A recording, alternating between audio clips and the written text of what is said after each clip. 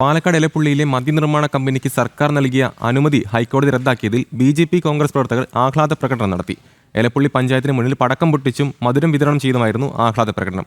അതിനിടെ സർക്കാരിന് യാതൊരു തിരിച്ചടിയും ഉണ്ടായിട്ടില്ലെന്ന് മന്ത്രി എം.ബി. രാജേഷ് പറഞ്ഞു. വാട്ടർ അതോറിറ്റിയാണ് മദ്യക്കമ്പനിക്ക് വെള്ളം നൽകാമെന്ന ഉത്തരവിൽ നിന്ന് പുറകോട്ട് പോയതെന്ന് ഉദ്യോഗസ്ഥരെ കുറ്റപ്പെടുത്തി എം.ബി. രാജേഷ് രംഗത്തെത്തി.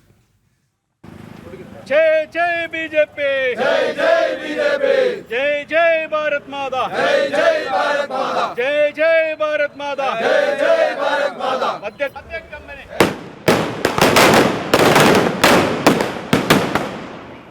जय जय बीजेपी, जय जय बीजेपी, जय जय बीजेपी. कंपनी रद्द ചെയ്ത कंपनी रद्द ചെയ്ത വേണ്ട ബ്രൂവറി വേണ്ട വേണ്ട ബ്രൂവറി വേണ്ട.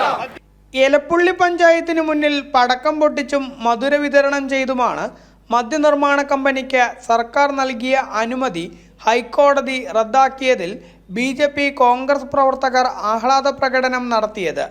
സർക്കാരിനേറ്റ കനത്ത തിരിച്ചടിയാണ് ഹൈക്കോടതി നടപടിയെന്നും മദ്യക്കമ്പനിയുടെ PROയെ പോലെ പ്രവർത്തിച്ച എം.ബി. രാജേഷ് രാജിവെച്ച് പുറത്തു പോകണമെന്നും ബി.ജെ.പി. സംസ്ഥാന വൈസ് പ്രസിഡന്റ് C. കൃഷ്ണകുമാർ ആവശ്യപ്പെട്ടു. മദ്യക്കമ്പനി നൽകിയ പൈസയുടെ അടിസ്ഥാനത്തിൽ എല്ലാ നിയമങ്ങളെയും കേരളത്തിലെ നിയമങ്ങളെയും അട്ടിമറിച്ചുകൊണ്ടാണ് ഇടതുപക്ഷ ഗവൺമെൻറ് അനുമതി കൊടുത്തത്. അതാണ് ഇന്ന് ഇടതുപക്ഷ ഗവൺമെൻറ്റിന് തിരിച്ചടി ലഭിച്ചിട്ടുള്ളത്.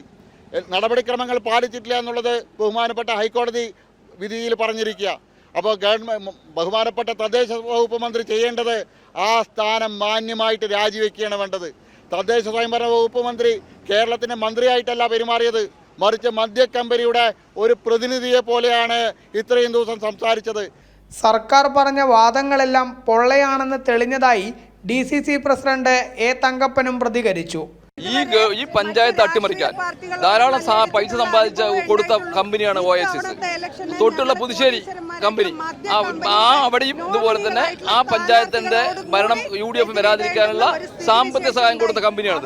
പക്ഷെ ആ പൈസ മുഴുവൻ വൃഥാവിലായി പോയി, അവർ വേസ്റ്റായി പോയി.